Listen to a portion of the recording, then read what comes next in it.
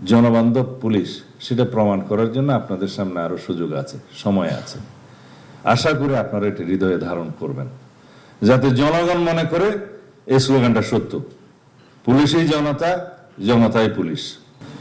মাননীয় প্রধানমন্ত্রী, বাংলাদেশ পুলিশের অপারেশনাল কার্যক্রম, ট্রাফিক ব্যবস্থাপনা এবং অন্যান্য কাজে স্বচ্ছতা বাড়াতে বডি অন ক্যামেরার ব্যবহার আমরা বাড়াতে চাচ্ছি। এই ক্ষেত্রে কিছু বডি অন ক্যামেরা আমাদের আছে। আমরা ভবিষ্যতে সকল পর্যায়ে যাতে বডি অন ক্যামেরা ব্যবহার করে রেকর্ডেড রাখতে পারি সব বিষয়ে, তদন্ত, অপারেশন, সমস্ত কার্যক্রমে, সেই জন্য ব্যবস্থা নেব। জাতিসংঘের মানদণ্ড অনুযায়ী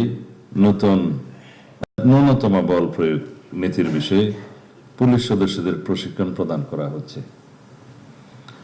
এক্ষেত্রে আপনারা সবাই দক্ষ পেশাদার পুলিশ অফিসার্স।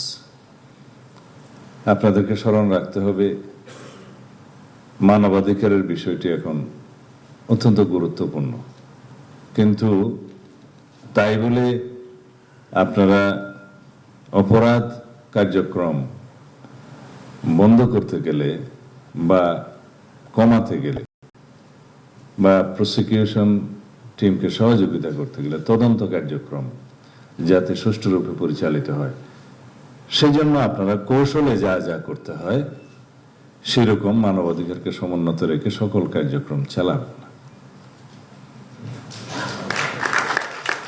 সড়ক, মহাসড়ক, নৌপথ, রেলপথ, শিল্প ও কলকারখানা এবং দেশের গুরুত্বপূর্ণ স্থাপনা নিরাপত্তা নিশ্চিত করার পাশাপাশি রোহিঙ্গা ক্যাম্প, যেটা FDM এর নামে পরিচিত, স্পর্শকাতর স্থানেও বাংলাদেশ পুলিশ দক্ষতার সাথে দায়িত্ব পালন করছে। এখানে 4টা লেয়ারের নিরাপত্তা ব্যবস্থা আছে। প্রথম APBN, তারপরে পুলিশ, এরপরে সম্ভবত কোস্টগার্ড, BGB, তারপরে বাংলাদেশ সেনাবাহিনী। অপারেশনাল ছাড়া অন্যান্য কার্যক্রমে প্রাথমিকভাবে আমাদের পুলিশিং ব্যবস্থায় যা যা আছে সেটা করি। অপারেশনের ক্ষেত্রে আমাদের যৌথ অপারেশনের ব্যবস্থা সিদ্ধান্ত গৃহীত হয়েছে, আপনারা সিনিয়র অফিসাররা সবাই জানেন। বর্ডার এরিয়ায় BGB তার ভূমিকা পালন করবে সেই জায়গায়। নৌ পুলিশ এবং কোস্টগার্ড সীমান্ত, যেহেতু নাফ নদী এবং আদার্স এরিয়া আছে, সেখানে পালন করবে। নেভি সমুদ্রের দায়িত্ব পালন করবে। ইন ডিটেইল আপনারা জানেন, আপনারা এই কমিউনিকেশনটা ডিসেমিনেট করবেন টু দি লোয়েস্ট লেভেল।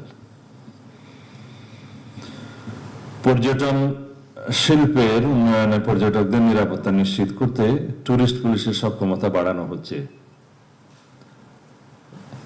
এখানে আমরা এখনো সুনাম অর্জন করতে পারিনি। ইন ডিটেইল আমি আপনাদেরকে বলবো না, সেটা আপনারা জানেন। এখানে আমাদের দেশের ভাবমূর্তির বিষয়টি জড়িত। টুরিস্ট পুলিশের যিনি সিনিয়র অফিসার রেসপন্সিবল, উপরে তো IGP আছে, আপনারা আবার একটা সমন্বিতভাবে উদ্যোগ গ্রহণ করবেন যাতে আমাদের দেশের ভাবমূর্তি বৃদ্ধি পায় এবং পর্যটকের সংখ্যা বৃদ্ধি পায়। Police clearance certificate, online GD সহ অন্যান্য সেবা দ্রুততার সঙ্গে প্রদানের কার্যক্রম চলছে, কিন্তু এটা এনশিওর করতে হবে যাতে সবকিছু আমরা যথাসময়ে দিতে পারি। পুলিশ ক্লিয়ারেন্সের নামে অতীতে যে সমস্ত ভোগান্তি হতো, আমরা নিজেরা ভুক্তভোগী জানি, সেই রকম কোন রিপোর্ট যেন না আসে। প্রিয় সহকর্মীবৃন্দ, বর্তমান পরিবর্তনশীল বিশ্ব এবং আমাদের সামাজিক বাস্তবতায় পুলিশিং আর কেবল অপরাধ দমনের মধ্যে সীমাবদ্ধ নেই। আপনাদের জনগণের সঙ্গে আস্থা ও বিশ্বাসের সম্পর্ক গড়ে তুলতে হবে। তাই আধুনিক পুলিশিং ডক্ট্রিন অনুযায়ী আপনাদের প্রতি আমাদের সুনির্দিষ্ট কিছু প্রস্তাবনা আছে। তার সাথে আপনাদের যে সমস্ত বক্তব্য এসছে, প্রস্তাবনা আছে, সেগুলো আমি অ্যাড্রেস করব এবং মাননীয় প্রধানমন্ত্রীর কাছে সুপারিশ আকারে প্রদান করব এখন বক্তব্যের মাধ্যমে। আপনারা এখানে লিখেছেন পুলিশকে হতে হবে জনগণের প্রকৃত বন্ধু। সেটা আপনারা নিজেরা যাতে বুকে হাত দিয়ে বলতে পারেন সেরকম পুলিশিং ব্যবস্থা গড়ে তুলবেন আশা করি। প্রতিটি থানায় আগত সেবা প্রার্থী যেন কোনো প্রকার হয়রানির ছাড়া আইনি সহযোগিতা পায় তা নিশ্চিত করতে হবে। মনে রাখবেন, আপনাদের প্রতিটি আচরণ যেন রাষ্ট্রীয় সেবকের প্রতিফলন হয়। পুলিশই জনতা, জনতাই পুলিশ, এই স্লোগানকে কেবল মুখে নয় কর্মে বাস্তবায়ন করতে হবে। এটা কারা লিখেছে আমি জানি না এই লাইনটা। আপনারা যে জনবান্ধব পুলিশ সেটা প্রমাণ করার জন্য আপনাদের সামনে আরো সুযোগ আছে, সময় আছে। আশা করি আপনারা এটি হৃদয়ে ধারণ করবেন, যাতে জনগণ মনে করে এই স্লোগানটা সত্য। পুলিশই জনতা, জনতাই পুলিশ। যে কোনো ভাবে হোক প্রাতিষ্ঠানিকভাবে আমাদেরকে কিছু বিষয়ে বিব্রত হতে হয়েছে, সেটা কাটিয়ে ওঠার জন্য আপনারা যথেষ্ট চেষ্টা করেছেন বিগত 2-2.5 মাসে এই গণতান্ত্রিক সরকারের অধীনে, এবং ভাবমূর্তি আপনারা সমুন্নত করতে পেরেছেন বলে আমরা বিশ্বাস করি। এটাকে আপনারা ধরে রাখবেন। তবে আমার দৃষ্টিতে এটা অ্যাচিভমেন্ট অনেক বাকি আছে, খুশি হওয়ার কোনো কারণ নেই, অনেক বাকি আছে, আপনারা চেষ্টা করবেন। গতানুগতিক পদ্ধতির বাইরে এসে আধুনিক প্রযুক্তি ও সঠিক গোয়েন্দা তথ্য বিশ্লেষণের মাধ্যমে অপরাধের পূর্বানুমান এবং প্রতিরোধ গুরুত্ব দিতে হবে। এখানে আমি বলতে চাই যে আমরা অপরাধ সংঘটিত হওয়ার পর ব্যবস্থা নেই, যেটা রিয়েক্টিভ।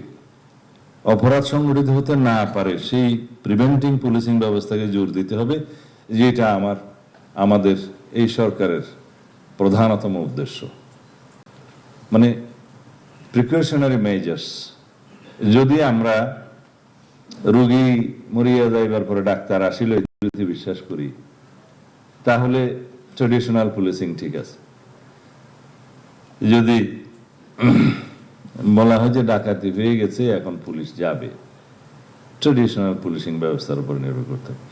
সমাজে এমন একটা অবস্থা আমরা কি সৃষ্টি করতে পারি না যে প্রোঅ্যাক্টিভ মেজার্সের মাধ্যমে, যে আমরা আগেই ইন্টেলিজেন্স সাপোর্ট নিয়ে পুলিশ প্রিকশনারি ব্যবস্থা করবে যাতে অপরাধ সংঘটিত না হতে পারে। সেই জন্য আমরা ওয়েল ইকুইপড করব। আপনাদের এই প্রস্তাবগুলো আমি একটু পরে বলবো।